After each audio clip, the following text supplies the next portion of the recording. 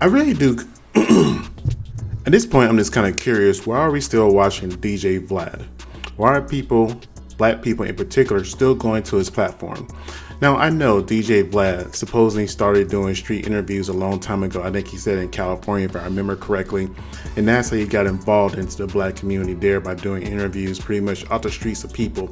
But that was so many years ago, and it's now 2024. And we have so many amazing platforms that's out there that we can go to do interviews for.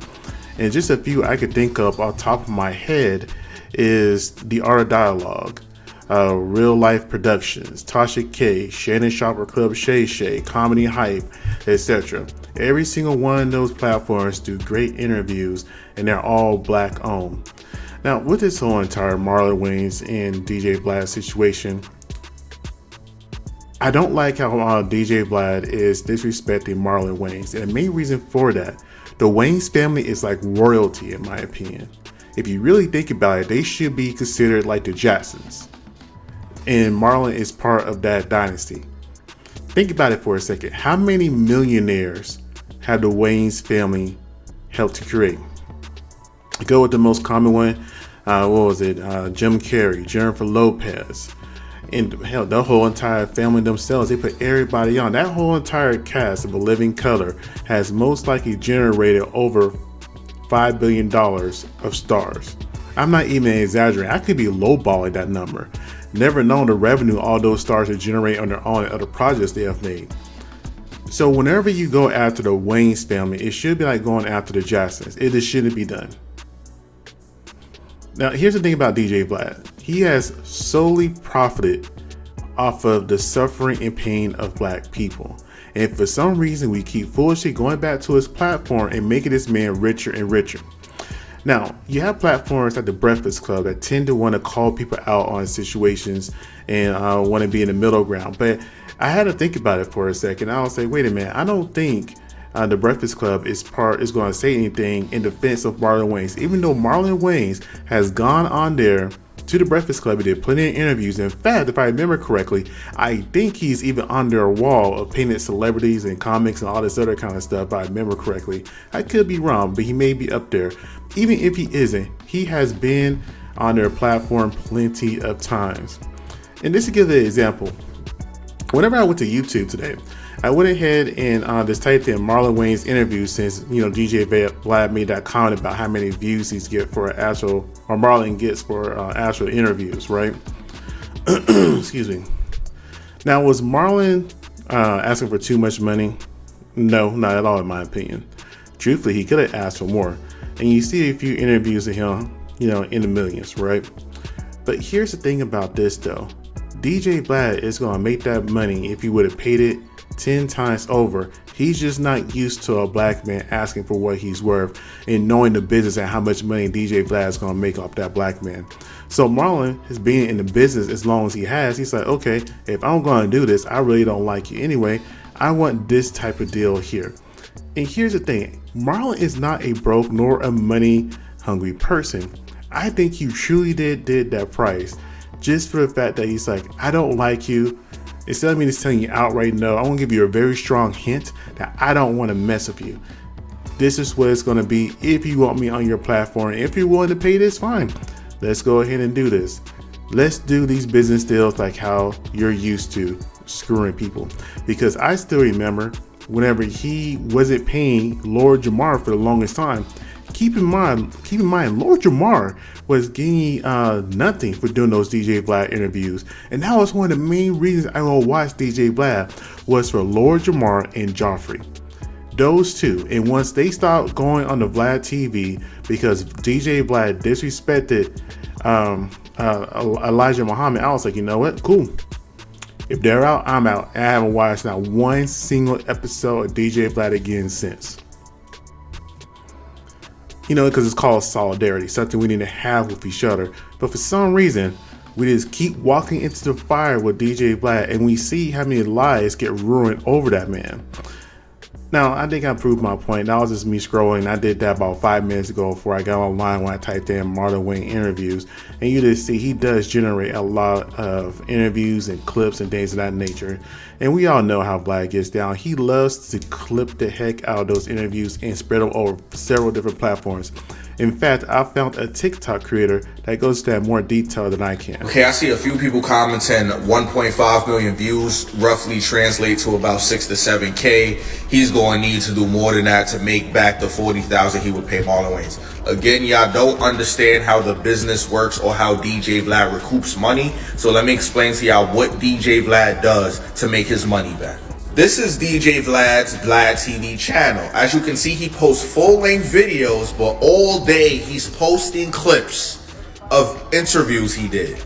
He posts the full-length version and breaks it down, 8 to 10 clips per interview. So he makes money one way with a full-length interview, and then he starts doubling up by posting little clips of the interview throughout the day. Let's keep going.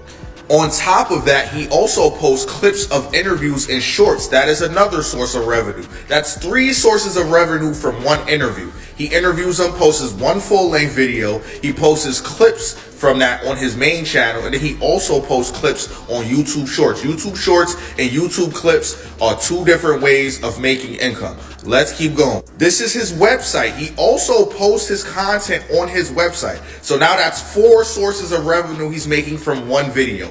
The full-length video, the video clips, the YouTube Shorts, and his website. The ad revenue he's generating from his website. As soon as I opened the website, ads popped up. He gets paid every ad clip. This is his Instagram account, 983 followers. He has a monetized Instagram account where he posts reels. Now he's 5 sources of revenue from one. Again, y'all are arguing one video getting a 1.5 million would only bring him 6 to 7,000 back. One video is making him 5 different sources of income now. Use your head, guys. It's not just one interview doing one video and he getting paid like that. Let's keep going. This is his Facebook page. Facebook page has 1.7 million followers and is also monetized. And he posts his reels on Facebook as well. This is 6 ways he's making money off of one interview. Are you following, guys? Let's keep it going.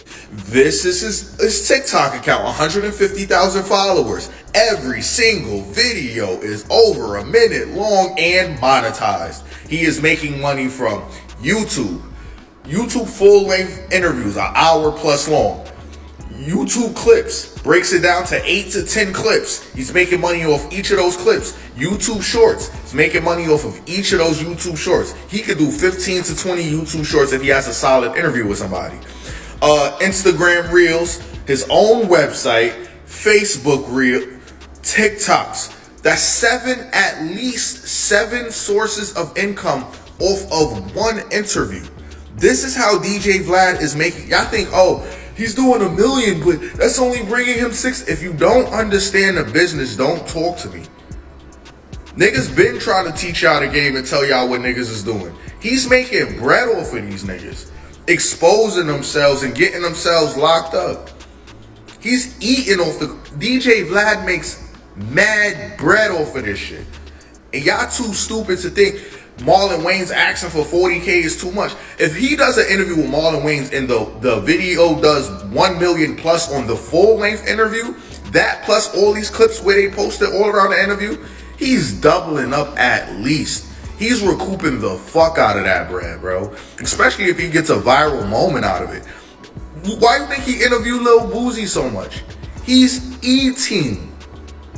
Don't try to talk to me like you know the game more than I. You on the sidelines, gang. Come on. Shout out to that brother right there. So that's what I'm talking about. DJ Vlad is gonna make that money tenfold. And let's say something like this. Whenever something happens to a celebrity, let's say they get arrested, they get into some type of legal situation, like a custody battle, or worst case scenario, they may pass away. What does DJ Vlad normally does, at least what he used to do from what I remember, he would take that clip or that video or whatever and re-upload it.